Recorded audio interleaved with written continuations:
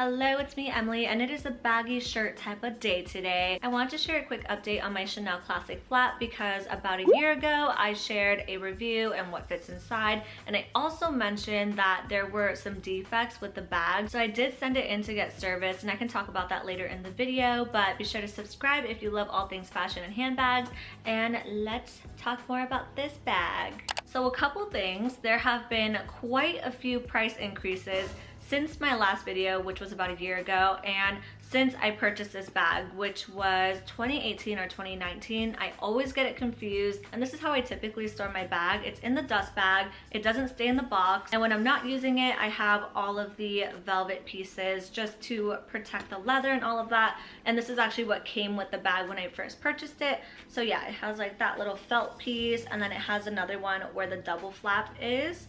And then I have the chain sitting on top, as you could see, and there's also bubble wrap stuffing the bag. So that is typically how I maintain my bags. It's either in the setup in the dust bag or just out in the closet with the felt in it. And as you could see, the bag is still in amazing pristine condition. It's still shiny. I will say it does need to be sent to the spa just to get like a little leather refresh. I have used some products to clean the bag, which you can find a discount code down below in the description box, but I think it needs like a good professional refresh. There's not much wear to it, as you could see, and I use this bag quite frequently. I would say like maybe once a week, which is pretty good for the Classic Flap. Sometimes like a little bit more than that. It's definitely been more of like a weekend bag since I work from home, but I will say I have noticed that it has been slowly getting worn in a little bit more. And what I mean by that is like these little spots right here on the back of the bag are definitely caving in just a little, which I don't think you can even tell just by looking at it. Like you definitely have to feel it. I'm not gonna squeeze it, but it definitely feels like it goes down. Actually, can you see that? It like goes in and then like back out ever so slightly. But other than that, the corner wear is still going strong. And if you watched my last video with my Chanel Classic Flap, which was probably a year ago now, there was one issue with this bag where the stitching completely came undone, like right about here. And I did go to the boutique and send it in for repair because it just like this whole little thread part like popped off, which I believe you could see in that other video I was talking about. I'll link it somewhere up here. So let's talk about the service and that whole process and how that worked. So when I brought my bag into the boutique, they examined it and, you know, wrote down like all the information for the bag, and I basically just handed it to them that day, and they were gonna send it off to Paris to get repaired. And when they looked at that stitching part, they said that is definitely not normal. It's not supposed to do that. And when I asked them how much it would be to repair, they didn't want to commit to telling me a price. So they said, you know, once it gets to Paris and someone examines it, they'll call you and give you an estimate. So I was like, okay, that's a little sketch. But either way, I wanted to get the bag fixed and I had them take care of it. And they also quoted me at the time that it would take about 6 months. And I feel like now that wait time is probably much longer just due to the fact that there's shortages, shipping times have delayed significantly, etc., lots of different factors. So that's definitely something to keep in mind if you are planning on getting your Chanel bag repaired. It will take months, and I can't remember now how many months exactly, but I did get my bag before the 6-month mark. I believe it probably took 3 months, which was still a very long time, but you know, I was fine without my Chanel bag. I have other bags I use. So fortunately, when I got the call that my bag was ready for pickup, I went into the boutique. I was expecting at least like a $200 payment or something, and the sales associate let me know that it was completely free. So I got very lucky in that sense, but I have heard other people had to pay money for different types of services. So I can't guarantee that if you have the same issue as me that your service will be free, because I already sent this in like a little over a year ago now, so I don't know if they've changed the rules. Obviously, there have been so many price increases, so I don't know how they're handling the service charges and things like that now. So that was basically my experience sending in this bag. And of course, at the time, I was very disappointed that I even had to do that in the beginning because, you know, you're paying thousands of dollars for a bag. You would expect it to be perfect in all ways, but you know, things happen. Ever since then, have not had a single issue with this bag. It has just kind of worn beautifully over time. It still looks pretty structured. It's not as stiff as it used to be, but it still also has that new bag smell, which I am very surprised about. Like, of course, it's slowly fading away, but it still has that leather smell. So I think that's a good sign. I mean, I thought the red interior would get like scratched up and everything, but it's still really, really great. I don't even have like a bag organizer in here just because I feel like it would take up too much space. So this bag actually holds so much, and I always use like the front flap, the inside flap, and even this back flap to just hold my phone. But for reference, this is what it looks like. I have it with the case on, and I'll just like have it hanging out like that. I won't carry it like that the whole time, but if I need to have quick access to the bag and I'm like holding my phone and I don't have pockets or something, I'll stick it right there, grab my wallet or whatever, and then just like, you know, take it back out afterwards. But yeah, the leather's still doing great. There's no scratches.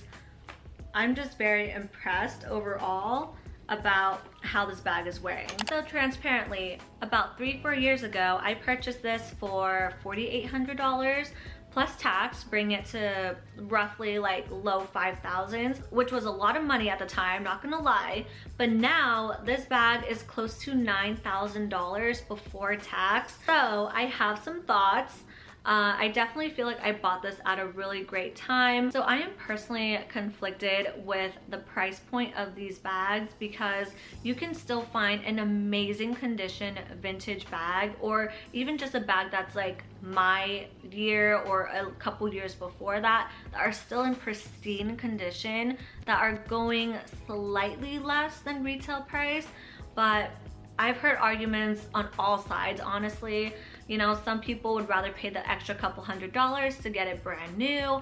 Others would want to wait to get to Europe to potentially buy the bag, even though that's not even a guarantee anymore. I recently had a friend go to Paris, and she wasn't able to get her bag until like visiting the boutique multiple times during her trip. But if you so happen to be in Europe and you're able to purchase this bag and get some money back, like that's amazing. But that's like a very, very, very low chance that they'll even have the bag in stock, because from what I've heard, it's very limited. But I mean, even with everything going on right now, they recently had another increase in Europe. So essentially, unless you're already there on vacation, I don't think it's worth it to just book a flight and just hope to go and get the bag. But for me personally, I find it very difficult to now go into the boutique and purchase a classic flat brand new. And now every season they're coming out with so many new style bags that maybe it's just better to get one of those versus a classic flap, unless you really, really, really, truly want a classic flap.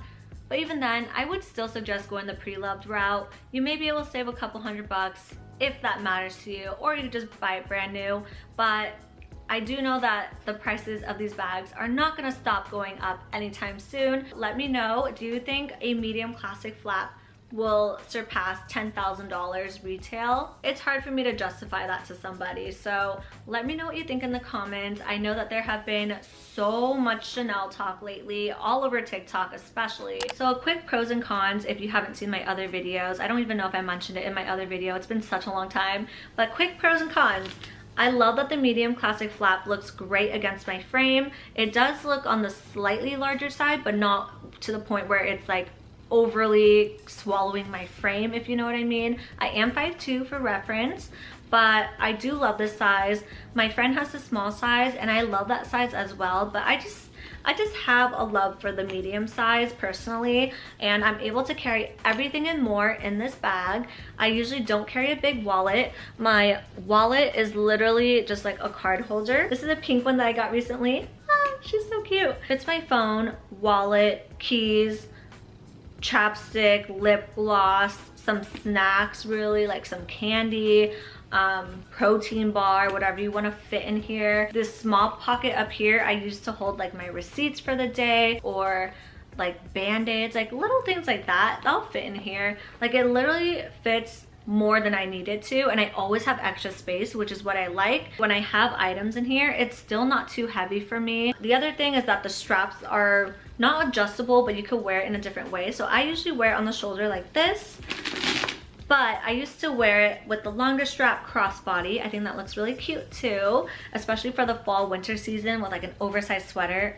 Love that look. You really have to assess for the amount of money you're paying for this. Like, are you gonna get use out of it? And would you even use it after paying that price? Because I know that there's two different types of people out there. There's people who will drop the money and use this till it's absolutely destroyed, or there's people who will purchase it and be way too afraid to touch it. If you're one of those people, I would say buy this pre-loved so it takes the pressure off, because even I was scared to wear this bag at first when I got it. I just felt like, whoa, like this is too much, like this is too new, like I'm scared to wear it out, I don't want to get it damaged. But at the end of the day, you just gotta wear your bags or else it's not gonna be worth it. It's meant to be used, so just another thing to keep in mind. Also, I get a lot of questions if I regret the silver hardware, and surprisingly, I do not. I love the silver hardware. I've seen the black and gold version, and that just seems a little too formal for me. Although I love gold, like I'm a gold gal, but for some reason with this bag, I feel like it's more approachable, casual with the silver hardware. So that's just my preference personally. And I also don't have to worry about the gold chipping over time, because that is an issue with the gold hardware. But other than that, my only con about this bag was the issue that I had with it. That was very, very disappointing to me, but after it has been fixed, there has been no issues with it. Let's hope we keep going strong. And yeah, I think this bag is personally wearing very beautifully over time. I don't think I'll ever let this bag go, just because I paid such a great price for it relatively, and like compared to today's market. I don't think I'm ever gonna get another color. Who knows? We'll see. Never say never, right? But that's all I have for today's video. I hope you enjoyed it, found it informative. Let me know if you have any other questions in the comments below, and I'll see you in my next video. Bye!